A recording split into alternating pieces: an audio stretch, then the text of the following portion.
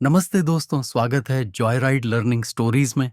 आज सुनिए बेताल पच्चीसी की रोमांचक कथा, ज्यादा पापी कौन। चलिए कहानी शुरू करते हैं। भोगवती नाम की एक नगरी थी। उसमें राजा रूपसेन राज करता था। उसके पास चिंतामणि नाम का एक तोता था। एक दिन राजा ने उससे पूछा, हमारा ब्याह किसके साथ होगा? तोते ने कहा, मगध देश के राजा की बेटी चंद्रावती के साथ होगा। राजा ने ज्योतिषी को बुलाकर पूछा तो उसने भी यही कहा। उधर मगध देश की राजकन्या के पास एक मैना थी। उसका नाम था मदन मंजरी। एक दिन राजकन्या ने उससे पूछा कि मेरा विवाह किसके साथ होगा, तो उसने कह दिया कि भोगवती नगर के राजा रूपसेन के साथ। इसके बाद दोनों को विवाह हो गया। रानी के साथ उसकी मैना भी आ गई। राजा रानी ने तोता मैना का ब्याह करके उन्हें एक पिंजड़े में रख दिया। एक दिन की बात की तोता मैना में बहस हो गई। मैना ने कहा, आदमी बड़ा पापी, दगाबाज और अधर्मी होता है। तोते ने कहा, स्त्री झूठी, लालची और हत्यारी होती है। दोनों का झगड़ा बढ़ गया तो राजा ने कहा, क्या बात है, तुम आपस में लड़ते क्यों हो? मैना ने कहा, महाराज, मर्द बड़े बुरे होते हैं। इसके बाद मैना ने एक कहानी सुनाई। इलापुर नगर में महाधन नाम का एक सेठ रहता था। विवाह के बहुत दिनों के बाद उसके घर एक लड़का पैदा हुआ। सेठ ने उसका बड़ी अच्छी तरह से लालन पालन किया, पर लड़का बड़ा होकर जुआ खेलने लगा। इस बीच सेठ मर गया। लड़के ने अपना सारा धन जुए में खो दिया। जब पास में कुछ न बचा तो वह नगर छोड़कर चंद्रपुरी नामक नगरी में जा पहुंचा। वहां हेमगुप्त नाम का साहूकार रहता था। उसके पास जाकर उसने अपने पिता का परिचय दिया और कहा कि मैं जहाज लेकर सौदागरी करने गया था। माल बेचा, धन कमाया, लेकिन लौटते में समुद्र में ऐसा तूफान आया कि जहाज डूब गया और मैं जैसे तैसे बचकर यहां आ गया। उस सेठ के एक लड़की थी, रत्नावती। सेठ को बड़ी खुशी हुई कि घर बैठे इतना अच्छा लड़का मिल गया। उसने उस लड़के को अपने घर में रख लिया और कुछ दिन बाद अपनी लड़की से उसका ब्याह कर दिया। दोनों वहीं रहने लगे। अंत में एक दिन वहां से विदा हुए। सेठ ने बहुत सा धन दिया और एक दासी को उनके साथ भेज दिया। रास्ते में एक जंगल पड़ता था। वहां आकर लड़के ने स्त्री से कहा, यहां बहुत डर है, तुम अपने गहने उतार कर मेरी कमर में बांध दो। लड़की ने ऐसा ही किया।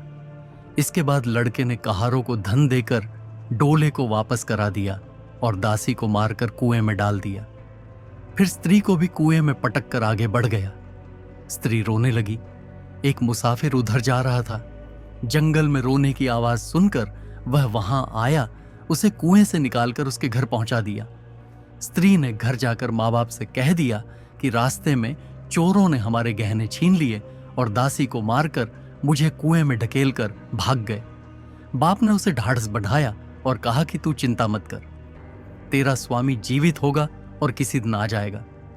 उधर वह लड़का जेवर लेकर शहर पहुंचा। उसे तो जुए की लत लगी थी। वह सारे गहने जुए में हार गया। उसकी बुरी हालत हुई तो वह यह बहाना बनाकर कि उसके लड़का हुआ है, फिर अपनी ससुराल चला। वहां पहुंचते ही सबसे पहले उसकी स्त्री मिली। वह बड़ी खुश हुई। उसने पति से कहा, आप कोई चिंता न करें, मैंने यहां आकर दूसरी ही बात कही है। जो कहा था वह उसने बता दिया। सेठ अपने जमाई से मिलकर बड़े प्रसन्न हुए और उन्होंने उसे बड़ी अच्छी तरह से घर में रखा। कुछ दिन बाद एक रोज जब वह लड़की गहने पहने सो रही थी, उसने चुपचाप छुरी से उसे मार डाला और उसके गहने लेकर चंपत हो गया। मैना बोली, महाराज, यह सब मैंने अपनी आंखों से देखा। ऐसा पापी होता है आदमी। राजा ने तोते से कहा, अब तुम बताओ कि स्त्री क्यों बुरी होती है? इस पर तोते ने यह कहानी सुनाई। कंचनपुर में सागर दत्त नाम का एक सेठ रहता था। उसके श्री दत्त नाम का एक लड़का था। वहां से कुछ दूर पर एक और नगर था, श्री विजयपुर। उसमें सोमदत्त नाम का सेठ रहता था। उसकी एक लड़की थी, वह श्री दत्त को ब्याही थी। ब्याह के बाद श्री दत्त व्यापार करने परदेश चला गया। 12 बरस हो गए और वह ना आया तो जयश्री व्याकुल होने लगी। एक दिन वह अपनी अटारी पर खड़ी थी कि एक आदमी उसे दिखाई दिया। उसे देखते ही वह उस पर मोहित हो गई। उसने उसे अपनी सखी के घर बुलवा लिया। रात होते ही वह उस सखी के घर चली जाती और रात भर वहां रहकर दिन निकलने से पहले ही लौट आती। इस तरह बहुत दिन बीत गए। इस बीच एक दिन उसका पति परदेश से लौट आया। स्त्री बड़ी दुखी हुई। अब वह क्या करे? पति हारा थका था। जल्दी ही उसकी आंख लग गई और स्त्री उठकर अपने दोस्त के पास चल दी। रास्ते में एक चोर खड़ा था। वह देखने लगा कि स्त्री कहां जाती है। धीरे धीरे वह सहेली के मकान पर पहुंची। चोर भी पीछे पीछे गया। संयोग से उस आदमी को सांप ने काट लिया था और वह मरा पड़ा था। स्त्री ने समझा सो रहा है। वहीं आंगन में पीपल का एक पेड़ था जिस पर एक पिशाच बैठा यह लीला देख रहा था।